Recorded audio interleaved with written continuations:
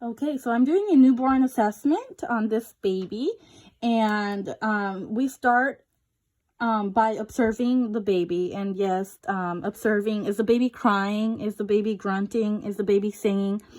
Crying is a good indicator. Grunting and singing can be a sign of respiratory distress. Then I like to look at the head, at the baby's head. We're going to look for any cephalohematomas or any caput. And we palpate the fontanelles. They should be firm and slightly go inward, curve inward. And there's two fontanelles. We have the frontal fontanelle and we have the occipital fontanelle.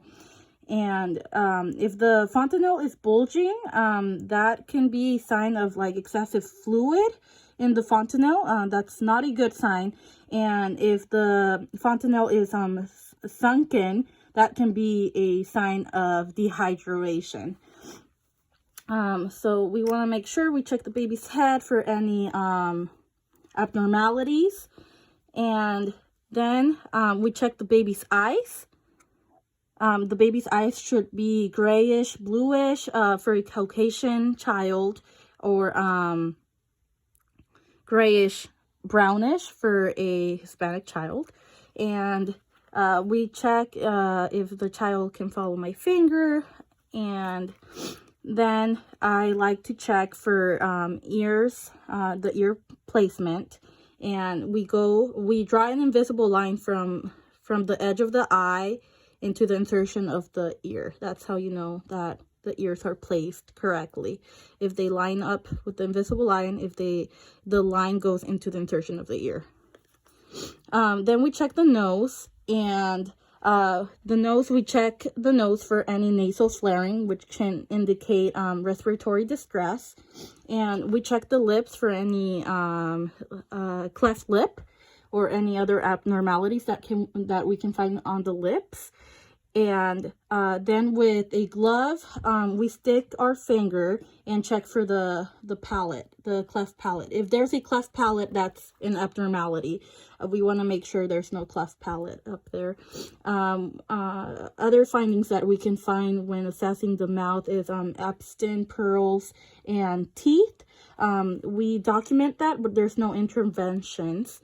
We want to check the baby's neck and the baby's shoulders, as well as the baby's clavicle, because sometimes the clavicle breaks during birth. Then we just want to observe the baby's respirations and make sure there's no intercostal retractions that can indicate respiratory distress. And I'm going to listen to the baby's lungs as well. We start with the front and start at the bottom.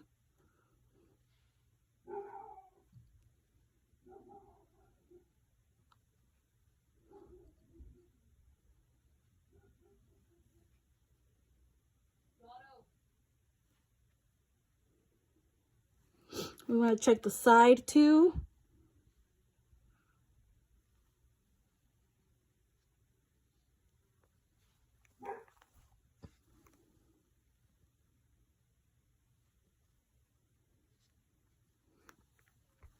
We want to check the back, starting at the bases.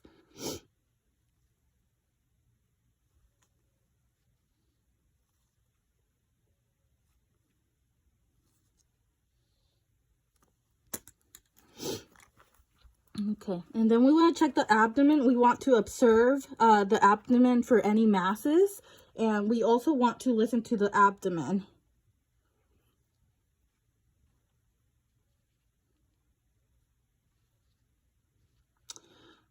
We also want to pay attention to the first stool that the baby will have, which is the meconium, and we want to make sure that stool passes within 24 hours.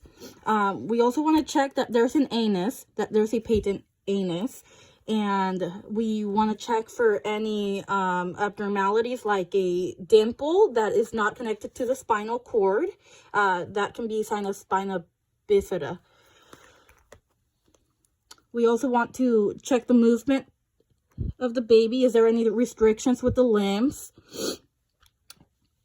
And we want to check for hip dysplasia, which for that we use the Barlow's and Orlani's method.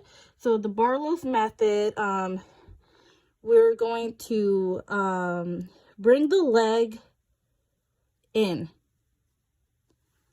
and then we're gonna press on the knee down, and that's Barlow's.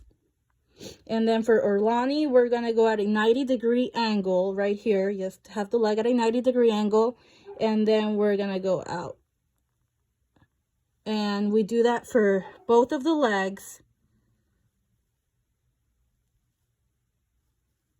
And that's testing for hip dysplasia. Then we also want to make sure that the child has 10 fingers. 1, 2, 3, 4, 5, 6, 7, 8, 9, 10. And we also want to make sure the baby has 2 palmar creases. One here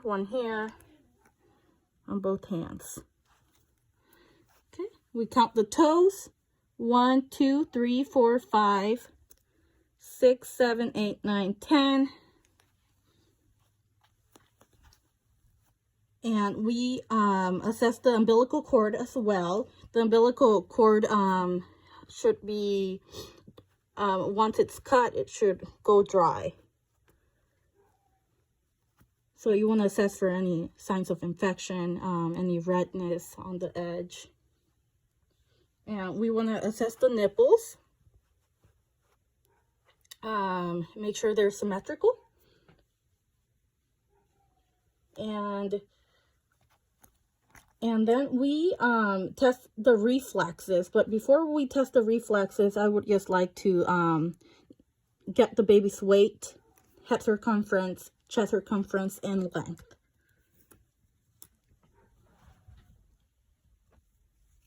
So the weight, we want to do this quickly. We place the infant on the scale, and we keep our hands closed so the baby doesn't fall, and we get the weight. The head circumference,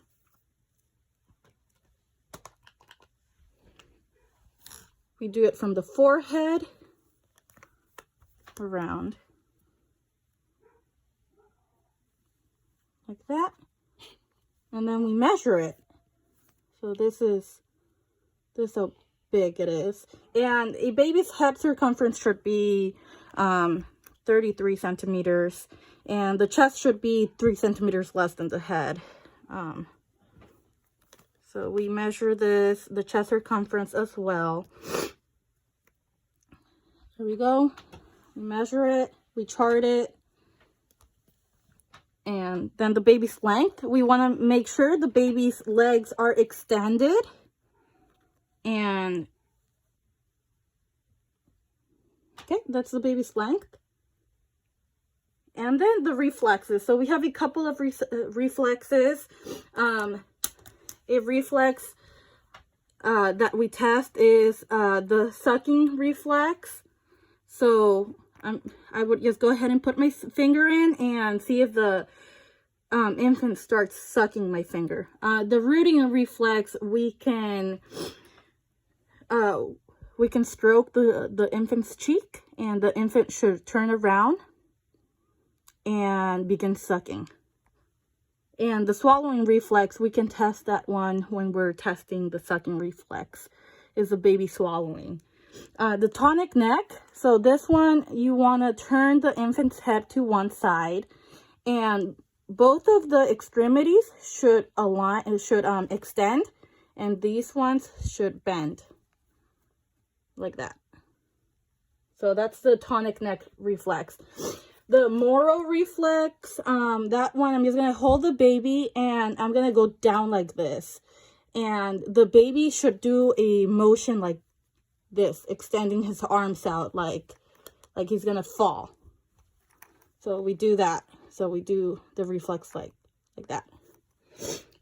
Stepping reflex, I would grab my baby and see if the baby begins to step. That's the stepping reflex. Crawling reflex, I'm going to turn the baby around And the baby, and if I touch the baby's feet, he should try to crawl. The Gallant reflex, that one, so we put the baby prone like this, and then we lightly stroke like that. And you should be able to see the spine kind of curve this way. And same with doing it on this side, we should be able to see the spine kind of curve this way. There's another reflex, the Babinski reflex, and you just stroke the leg like this, and you should see the big toe extend, and then the other fingers separate outwards. And the grasp reflex, you can just put your finger in the baby's hand, and the baby should grab your finger. And we just want to make sure we chart the patient's intake and output, make sure he has a stool, bowel movement, and urinates in the first 24 hours of life. Okay, thank you.